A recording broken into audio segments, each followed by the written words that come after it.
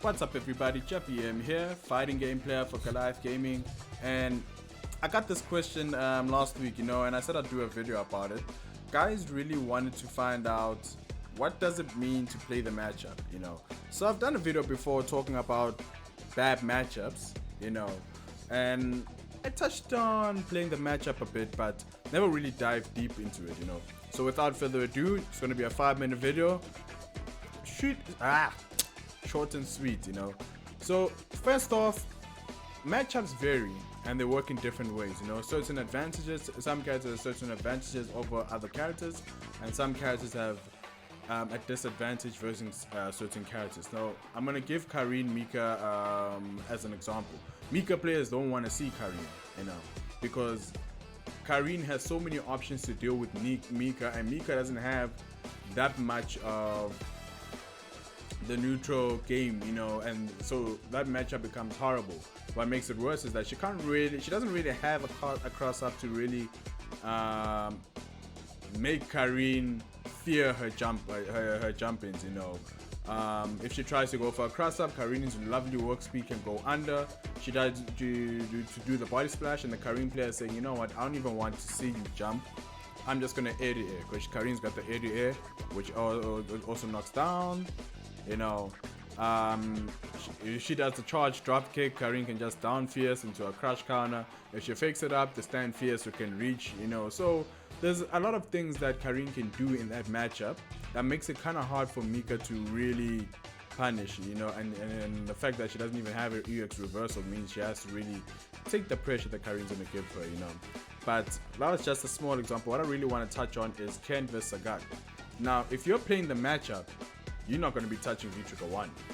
You're going to be touching V-Trigger 2 to make Sagat fear fear throwing a fireball. And if you can make Sagat fear throwing a fireball, the match is really in your favor, So in that matchup, if the Ken player is playing V-Trigger 1, clearly he's not playing the matchup. If he has V-Trigger 2, he's then playing the matchup, because now he's saying to the Sagat, I dare you to throw a fireball.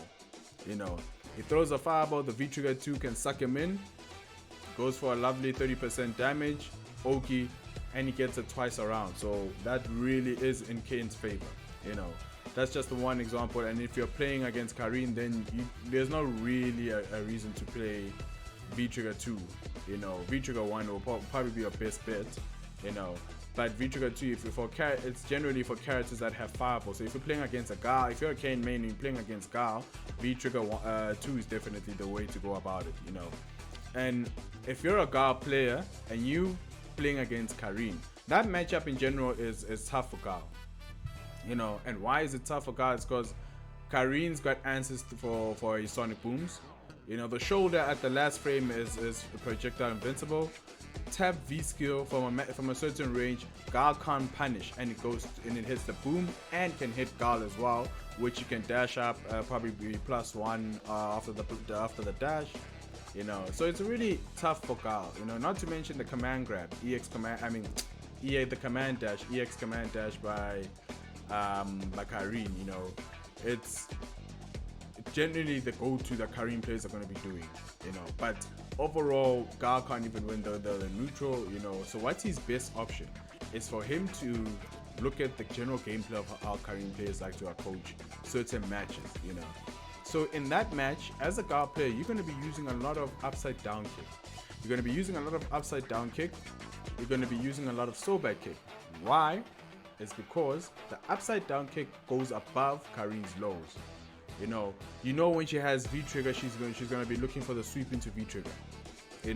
From a certain range, she's going to be wanting to hit confirm the crouch medium kick, So in that matchup, you're going to be using a lot of so bad kick, and if it comes out at the same time, it's going to counter hit, because it's as I said, Karine's one's a low. That one's not necessarily an overhit, but it goes above Karine's crouching medium kick, and the sweep as well. So those are your go-to buttons, If the Karine player knows how to play the matchup, they're definitely going to be looking forward for those buttons and trying to whiff punish, because the general gameplay for Karine is to whiff punish and get the hit confirms in, and put you in a throw tech situation where you'd want to take. So that's the general approach for guard players, you know, when it comes to playing the matchup, you know.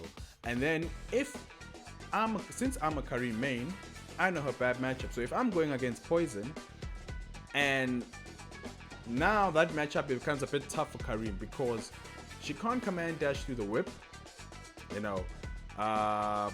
Most of the things that are punishable for Poison, she can't really punish, you know. So Poison can win the ground game against Karim, and that's where she struggles. Any character that can win the ground game against Karim, that's where she struggles, you know. So in that matchup, what am I looking to do to play the matchup? Because it's a bad matchup. What do I need to do? I need to give up trigger. Honestly, I need to give up trigger. What I need to do, I now need to be using a lot of V reversals to push her to the corner. Thank God she's got a good V reversal, you know, and Poison is weak to V reversals. Karim doesn't really have the best jump-ins, so jumping is not really an option, you know. So, but the V reversal, Poison is weak to V reversals. So a good Karim player who's playing the matchup will be V reversing a lot, you know. He's going to be V reversing a lot to try and push Poison to the corner and get as much damage as she can, you know.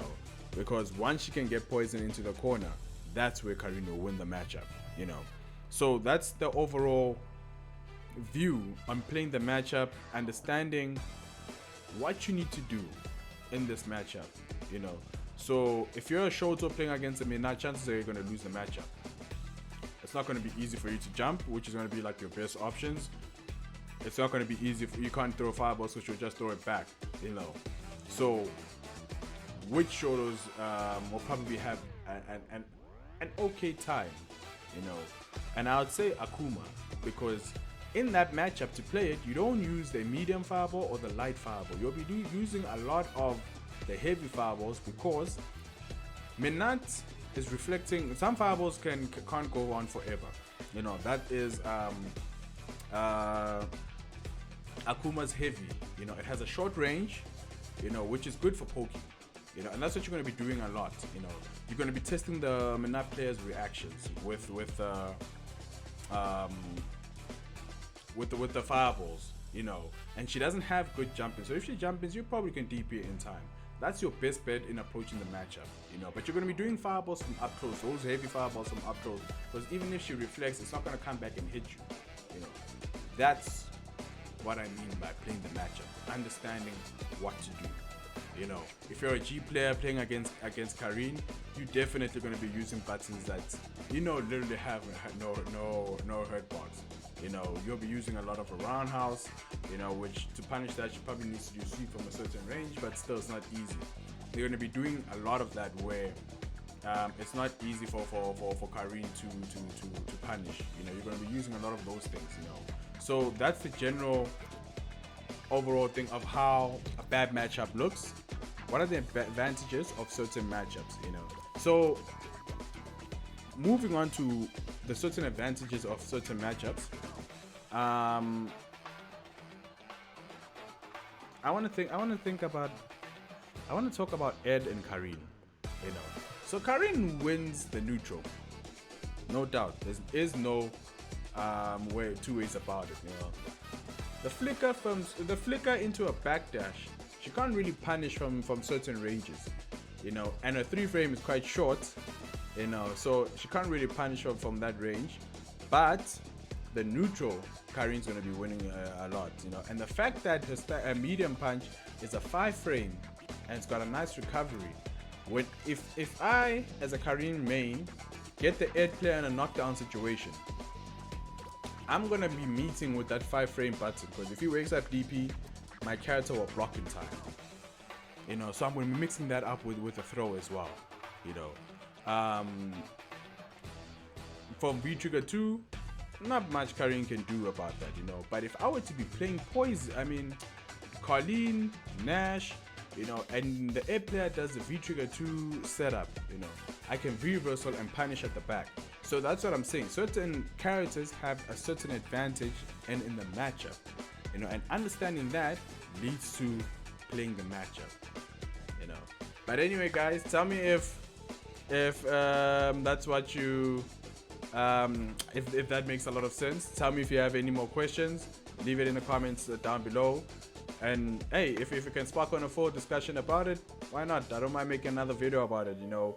But yeah, guys, check you next time.